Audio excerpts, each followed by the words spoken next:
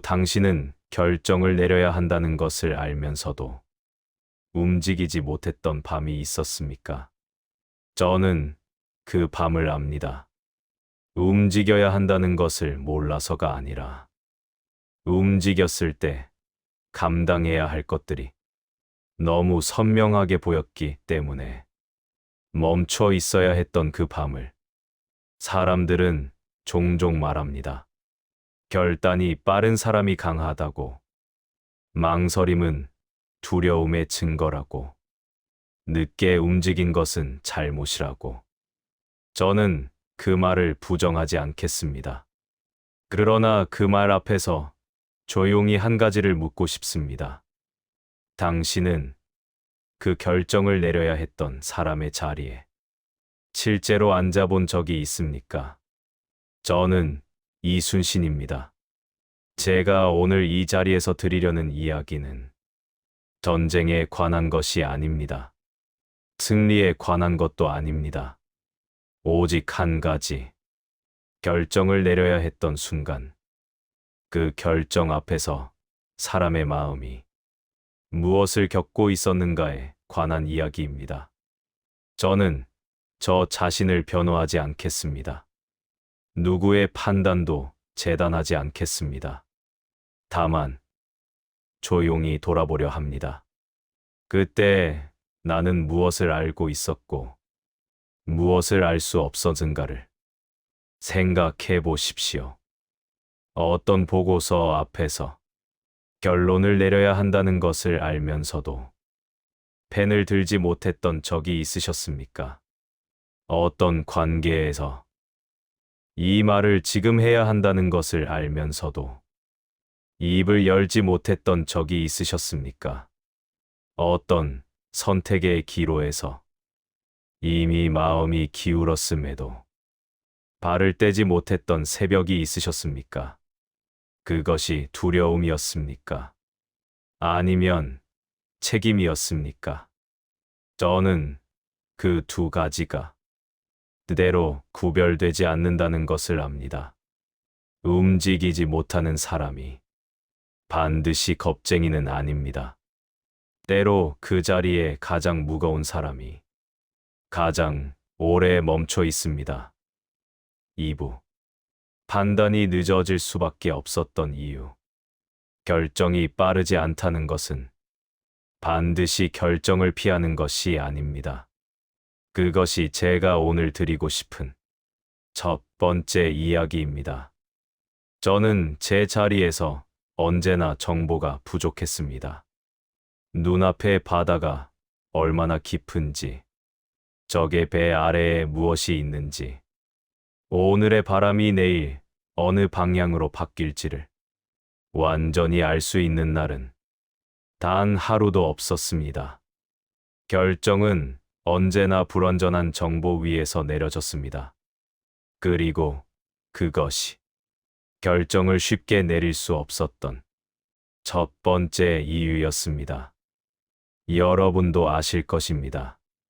회의실에 앉아 보고서를 읽을 때 그 보고서가 전부가 아니라는 것을, 데이터에 담기지 않은 것들이 있다는 것을, 숫자 뒤에 사람이 있다는 것을, 지금 보이는 것 너머에 아직 보이지 않는 것들이 있다는 것을, 그것을 알면서 결정을 내려야 하는 자리, 그 자리에서 빠르게 움직이는 것이 언제나 용기인 것은 아닙니다.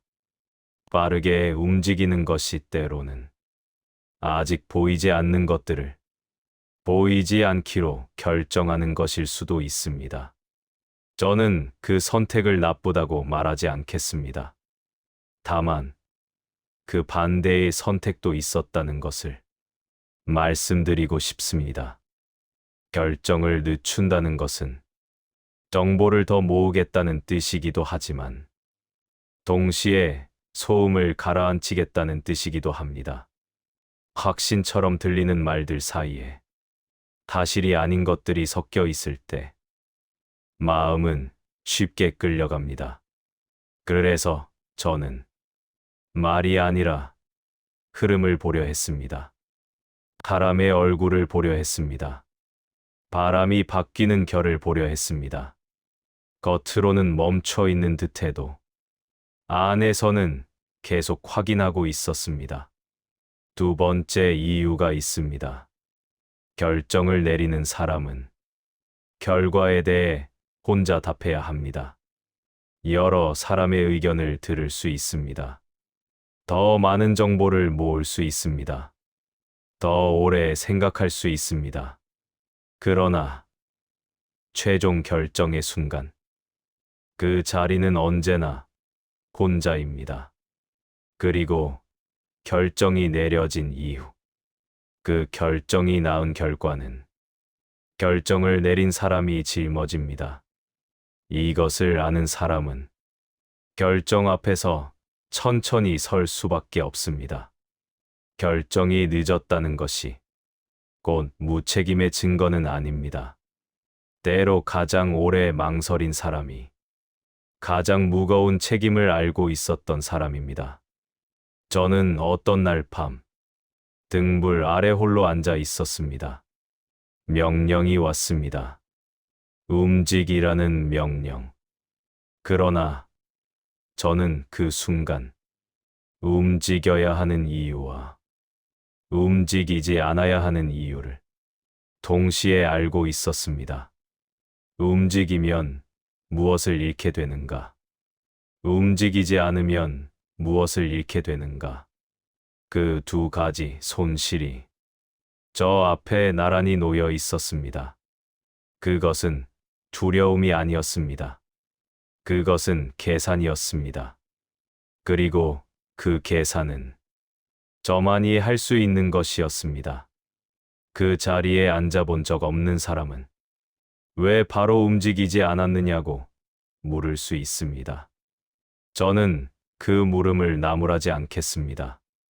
그러나 그 물음에 쉽게 답할 수도 없습니다. 왜냐하면 그 밤 제가 감당하고 있었던 것을 말로 전부 옮기는 것은 불가능하기 때문입니다. 이것이 결정을 내리는 자리의 근본적인 고독입니다. 결정하는 사람은 결정의 내부를 설명하기 어렵습니다. 설명하려 하면 변명처럼 들립니다. 침묵하면 이유 없는 지연처럼 보입니다. 그래서 결정하는 사람은 말을 아낍니다. 말을 아끼고 혼자서 그 무게를 가지고 있습니다. 3부. 책임이 앞서는 자리의 고독. 책임을 지는 자리는 외롭습니다. 이것은 감상이 아닙니다. 구조의 문제입니다. 어떤 결정이든 결정이 내려진 뒤에는 반드시 두 종류의 사람이 생깁니다. 그 결정이 옳았다고 말하는 사람과 그 결정이 틀렸다고 말하는 사람. 그리고 결과가 좋을 때는 둘 다 조용해지지만 결과가 나쁠 때는 두 번째 사람이 먼저 말합니다. 이것이 결정하는 자리에 앉은 사람이 처음부터 알고 있는 것입니다. 잘 되면 당연한 것이 되고 잘못되면 처음부터 틀린 것이 됩니다. 저는 그것을 알면서도 결정을 내려야 했습니다. 결과가 어떻게 되든 이 자리는 제 자리였기 때문입니다. 그리고 그 자리를 받아들인 이상 결정을 피하는 것은 허락되지 않았습니다. 선택하지 않는 것도 선택이 됩니다. 움직이지 않는 것도 결정이 됩니다. 침묵도 하나의 답이 됩니다. 그 사실을 아는 사람은 더더욱 천천히 생각합니다. 왜냐하면 무엇을 하든 하지 않든 모두 책임이 따라오기 때문입니다. 여러분, 혹시 이런 경험이 있으십니까? 어떤 관계에서 이 말을 해야 할지 하지 말아야 할지 오래 고민한 적이 있으셨습니까? 말을 하면 상처가 될 수 있고 말을 하지 않으면 오해가 쌓일 수 있는 그 사이에서 답을 미루던 밤이 있으셨습니까? 그 밤, 당신은 무책임했던 것이 아닙니다. 당신은 말이 닿은 뒤의 결과를 미리 보고 있었던 것입니다. 그것은 신중함입니다. 그것은 관계를 가볍게 여기지 않는 마음의 무게입니다. 그 무게를 지고 있는 사람은 쉽게 말하지 못합니다. 저도 그랬습니다. 명령 하나가 사람들의 목숨과 연결되어 있었습니다. 제가 내리는 결정이 살아있는 사람의 생사를 결정했습니다. 그것을 알면서 빠르게 움직일 수 있는 사람이 있다면 저는 그 사람이 용감한 것인지 아니면 그 무게를 아직 다 알지 못하는 것인지 여전히 구분하기가 어렵습니다. 책임이 앞서는 자리는 고독합니다. 그러나 그 고독은 약함의 증거가 아닙니다. 그 고독은 책임을 온전히 받아들이고 있다는 증거입니다. 혼자서 감당하고 있는 사람이 반드시 힘없는 사람은 아닙니다. 혼자서 감당하고 있는 사람이 때로 가장 많은 것을 알고 있는 사람입니다. 저는 그 고독을 불평하지 않았습니다. 그것이 그 자리의 성격이었기 때문입니다.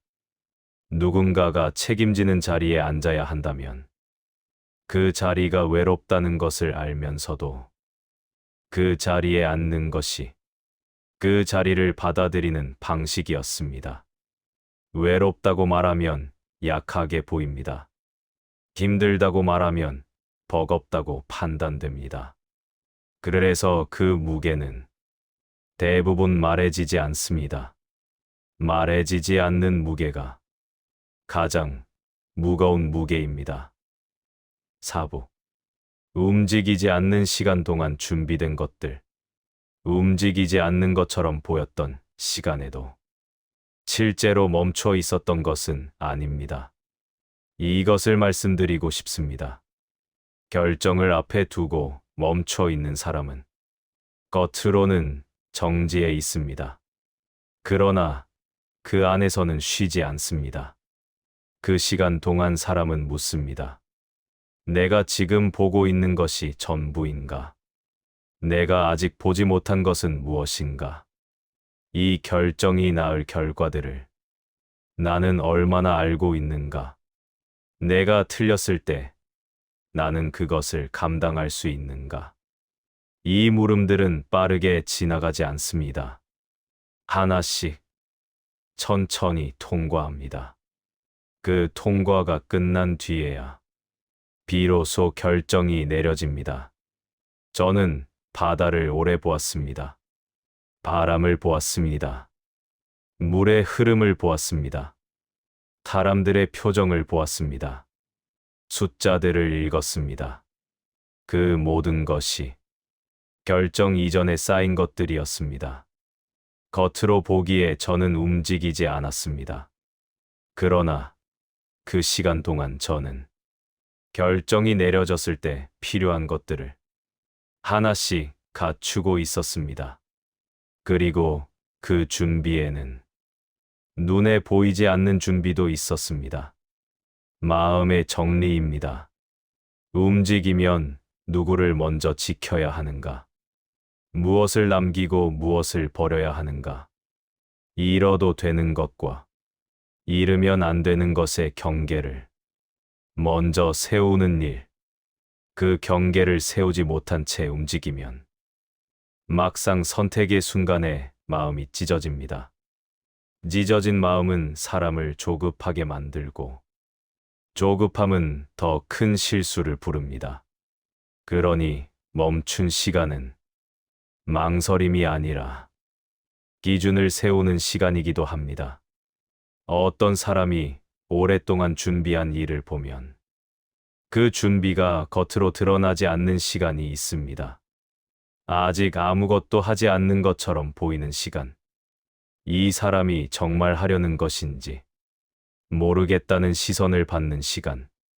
그러나 그 시간 동안 그 사람은 자신이 해야 할 일을 아주 조용히, 아주 꼼꼼하게 준비하고 있습니다. 성급한 사람의 눈에는 그 준비가 게으름으로 보입니다. 그러나 그 준비가 끝나고 결정이 내려졌을 때 성급하게 내려진 결정과 충분히 숙성된 결정의 차이는 시간이 지날수록 선명해집니다. 저는 오래 기다리는 일을 좋아한 것이 아닙니다. 기다림이 편안했던 것도 아닙니다. 그러나 그 기다림이 필요하다는 것을 알고 있었습니다.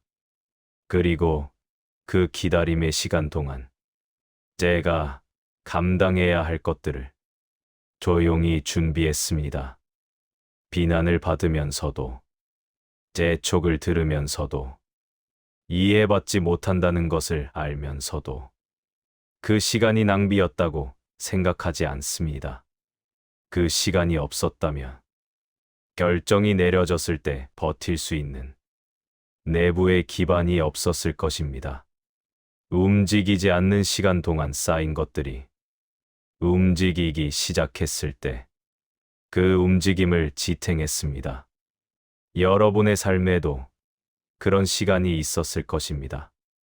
아무것도 하지 않는 것처럼 보였지만 실제로는 무언가를 깊이 감당하고 있었던 시간.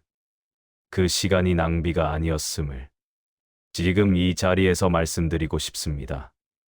그 시간은 기반이었습니다. 그 시간은 준비였습니다. 그 시간은 보이지 않는 곳에서 당신을 지탱하고 있었습니다. 5부. 결정 이후가 아니라 결정 이전을 살아낸 마음. 사람들은 결정 이후를 봅니다. 결정이 내려진 뒤 그것이 옳았는가 틀렸는가를 봅니다. 결과가 무엇이었는가를 봅니다. 그 결정이 어떤 평가를 받는가를 봅니다. 그러나 저는 오늘 결정 이후가 아니라 결정 이전을 이야기하고 싶습니다. 결정 이전을 산다는 것은 무엇을 감당하는 것입니까? 그것은 답을 모르는 채로 하루를 보내는 것입니다. 오늘 내린 판단이 내일 어떤 결과를 낳을지 모르는 채로 내일의 판단을 준비하는 것입니다. 어제 한 결정이 옳았는지 아직 확인되지 않은 채로 오늘 또 다른 결정 앞에 서는 것입니다. 이 감각을 아시는 분이 계실 것입니다. 어떤 선택을 했는데 그것이 맞는 선택인지 아직 알 수 없는 시간이 있습니다. 결과가 나오기 전까지 그 선택을 안고 살아야 하는 시간. 그 시간 동안 사람은 자신의 선택을 매일 다시 바라봅니다. 그것이 맞았는가? 틀리지는 않았는가? 지금이라도 바꿔야 하는가? 아니면 이대로 기다려야 하는가? 이 물음들이 매일 밤 찾아옵니다. 저도 그랬습니다. 내린 결정이 옳았는지 결과가 나오기 전까지 알 수 없었습니다. 그리고 결과가 나온 뒤에도 그것이 제 결정 때문인지 다른 이유 때문인지 완전히 알 수는 없었습니다. 결정을 내리는 사람은 언제나 이 불확실성 속에 있습니다. 그리고 그 불확실성을 안고 사는 것이 결정 이전을 살아내는 마음입니다. 저는 오늘 한 가지를 조용히 드리고 싶습니다. 당신이 과거에 내린 어떤 결정에 대해 지금도 스스로를 책망하고 있다면 잠시 멈춰 주십시오. 그 결정을 내리던 순간으로 돌아가 보십시오. 그때 당신은 무엇을 알고 있었습니까? 그때 당신은 무엇을 알 수 없었습니까? 그때 당신이 가진 정보는 충분했습니까? 그때 당신이 가진 시간은 충분했습니까? 그 조건들 안에서 당신은 그 결정을 내렸습니다. 지금 결과를 알고 나서 그 결정을 판단하는 것은 그 결정을 내리던 순간의 조건으로 그 결정을 평가하는 것이 아닙니다. 저는 나중에 제 결정들이 어떻게 평가되었는지 압니다. 그러나 그 평가가 내려지던 시점과 제가 그 결정을 내리던 시점은 전혀 다른 조건 위에 있었습니다. 평가하는 사람은 결과를 알고 있었습니다. 결정하는 사람은 결과를 알 수 없었습니다. 이 차이는 사소하지 않습니다. 이 차이는 결정의 본질에 닿아 있습니다. 결정이란 아직 일어나지 않은 일을 향해 지금 내가 아는 것으로 방향을 정하는 행위입니다. 그렇기 때문에 결정은 언제나 불완전합니다. 그렇기 때문에 결정은 언제나 위험을 안고 있습니다. 그렇기 때문에 결정은 언제나 용기를 요구합니다. 그리고 그 용기는 빠름이 아닙니다. 그 용기는 불완전한 채로 불확실한 앞을 향해 그럼에도 발을 내딛는 것입니다. 당신이 내린 결정들이 그 용기 위에 있었다면 그 결정들은 틀리지 않았습니다. 결과가 원했던 것과 달랐더라도 그 결정을 내린 마음은 잘못이 아니었습니다. 결정 이전을 살아낸 마음은 결정 이후의 평가와 다른 자리에 있습니다. 결정 이전을 살아낸 마음은 그 자리에서 할 수 있는 최선을 다하고 있었습니다. 그것으로 충분합니다. 5부와 6부 사이 빠름이 늘 옳다는 착각. 저는 전장에서 자주 보았습니다. 사람들이 빨리라는 말에 기대어 자신의 불안을 숨기는 것을 지금 결단해야 합니다. 그 말이 반드시 틀렸다는 뜻이 아닙니다.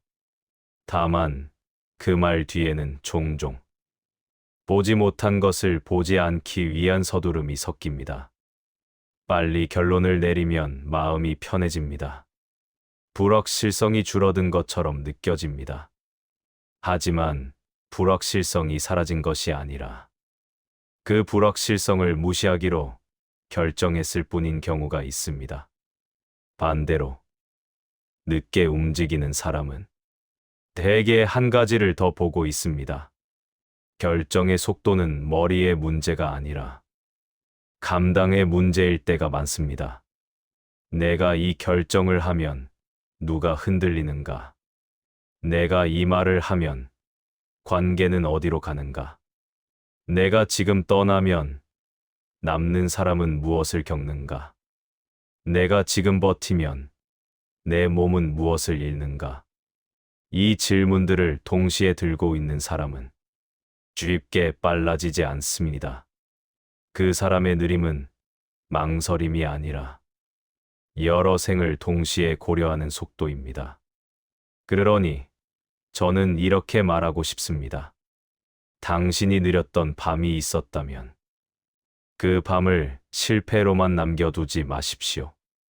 그 밤은 당신이 도망친 밤이 아니라 당신이 무게를 계산한 밤일 수도 있습니다. 그리고 그 계산은 아무나 하지 못합니다. 또 하나, 오해에 대해 말하겠습니다. 결정이 늦으면 사람들은 오해합니다. 마음이 없다. 책임을 피한다. 확신이 없다.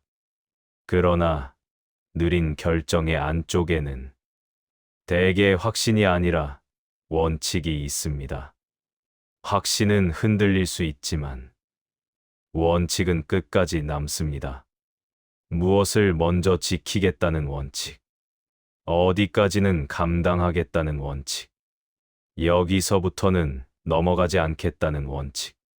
그 원칙이 생기기 전까지 사람은 쉽게 움직이지 못합니다. 원칙 없이 빠른 결정은 나중에 자신을 더 아프게 만들기 때문입니다. 당신이 과거에 왜 그때 빨리 못했을까라고 자신을 몰아붙였다면 이제 질문을 바꿔보십시오. 그때 내가 지키려 했던 것은 무엇이었을까? 그때 내가 두려워한 것은 무엇이었을까? 그때 내가 견디고 싶었던 것은 무엇이었을까? 그 답 속에 당시의 당신이 가진 인간적인 기준이 들어 있습니다. 그 기준을 확인하는 순간 당신의 느림은 결함이 아니라 태도가 됩니다. 그리고 마지막으로 이런 부탁을 드립니다. 타인의 속도로 자신의 마음을 재단하지 마십시오. 누군가는 하루 만에 결정할 수 있고 누군가는 열흘이 걸립니다. 누군가는 말로 풀고 누군가는 침묵으로 정리합니다. 속도는 성격이고 조건입니다. 당신의 속도에는 당신의 사정이 있었습니다. 그 사정을 게으름이라는 한 단어로 덮지 마십시오. 그 한 단어는 너무 싸고 당신의 삶은 너무 비쌉니다. 만약 지금도 누군가가 당신에게 재촉한다면 그 재촉을 전부 받아들이지 않아도 됩니다. 재촉은 상대의 불안에서 나오기도 합니다. 그 불안까지 당신이 다 떠안을 필요는 없습니다. 당신은 당신의 자리에서 당신이 감당할 수 있는 속도로 당신의 선택을 완성하면 됩니다. 그렇게 완성된 선택은 비록 늦게 시작되더라도 마지막까지 당신을 배신하지 않습니다. 왜냐하면 그것은 당신이 스스로 납득한 선택이기 때문입니다. 그리고 그 납득은 남이 대신해 줄 수 없습니다. 오직 당신만이 할 수 있습니다. 그래서 당신의 느림은 당신의 권리이기도 합니다. 6부. 클로징 빠르지 않아도 무너지지 않았던 선택. 저는 오늘 이 이야기의 끝에서 한 가지만 남기고 싶습니다. 결론이 아닙니다. 교훈이 아닙니다. 다만 하나의 조용한 사실입니다. 빠르지 않았던 선택들이 무너지지 않는 경우가 있습니다. 느리게 내려진 결정이 오래 버티는 경우가 있습니다. 많이 망설이고 내린 선택이 쉽게 흔들리지 않는 경우가 있습니다. 그것은 왜입니까? 빠르게 내린 결정은 빠르게 내릴 수 있는 근거 위에 있습니다. 그 근거가 흔들리면 결정도 함께 흔들립니다. 느리게 내린 결정은 더 많은 물음을 통과했습니다. 더 많은 반론을 만났습니다. 더 많은 가능성을 살폈습니다. 그 과정을 통과했기 때문에 그 결정은 웬만한 흔들림에 쉽게 무너지지 않습니다. 저는 많은 것을 잃었습니다. 제 결정들이 모두 원하는 결과를 낳지는 않았습니다. 제 판단이 언제나 옳지는 않았습니다. 저를 이해하지 못하는 사람들의 말을 감당해야 했던 시간도 있었습니다. 그러나 제가 내린 결정들은 제가 그 순간 알고 있는 것들 위해서 내려진 것들이었습니다. 성급하지 않으려 했습니다. 그렇다고 회피하지도 않으려 했습니다. 충분히 보고, 충분히 생각하고, 그 결과에 대한 책임을 받아들이면서 결정했습니다. 그 결정들이 완벽했다고 말하지 않겠습니다. 그러나 그 결정들이 부끄럽지 않았습니다. 그 결정들을 내리던 순간, 저는 그 자리에서 할 수 있는 것을 다 했습니다. 여러분에게 드리고 싶은 것은 그것입니다. 과거의 결정을 다시 처벌하지 마십시오. 그 결정을 내리던 순간의 당신은 그 자리에서 알 수 있는 것들을 가지고 그 순간 할 수 있는 최선을 다했습니다. 지금 그 결정을 바라보는 당신은 결과를 알고 있습니다. 더 많은 시간을 지나왔습니다. 더 많은 것을 알게 되었습니다. 그 두 자리는 다릅니다. 지금의 당신이 그때의 당신을 판단할 때는 그 차이를 기억해 주십시오. 늦었다고 생각되는 결정이 있었다면 그 느림이 무책임이 아니었을 수 있습니다. 그 느림이 조심이었을 수 있습니다. 그 느림이 책임을 알고 있었던 증거일 수 있습니다. 바로 움직이지 못했다고 스스로를 책망해 왔다면 그 망설임이 두려움만은 아니었을 수 있습니다. 그 망설임이 신중이었을 수 있습니다. 그 망설임이 결정의 무게를 알고 있었던 마음이었을 수 있습니다. 저는 오늘 당신의 과거 선택을 옹호하려는 것이 아닙니다. 다만 그 선택을 내리던 순간의 당신을 조금 더 공정하게 바라봐 주셨으면 합니다. 그때 당신은 그 순간의 조건 안에서 한 사람으로서 할 수 있는 것을 했습니다. 그것은 충분한 것입니다. 결정 앞에서 멈춰 선 경험이 있는 사람은 결정의 무게를 아는 사람입니다. 그 무게를 아는 사람은 다음의 결정 앞에서도 그 무게를 존중합니다. 그리고 그 무게를 존중하는 사람이 내리는 결정은 느리더라도 무너지지 않습니다. 저는 이 이야기를 여기서 마칩니다. 결론을 드리지 않겠습니다. 오늘 하신 이야기를 어떻게 살아야 한다고 말씀드리지 않겠습니다. 다만 이것 하나. 오늘 밤 과거의 어떤 결정을 다시 꺼내보게 된다면 그 결정을 내리던 순간의 당신 곁에 잠시 조용히 앉아 주십시오. 그 사람은 지금의 당신이 생각하는 것보다 훨씬 많은 것을 감당하고 있었을 것입니다. 저 이순신도 그 시간을 감당했습니다. 여러분도 그 시간을 감당했습니다. 그 감당이 지금의 여러분을 여기 있게 했습니다.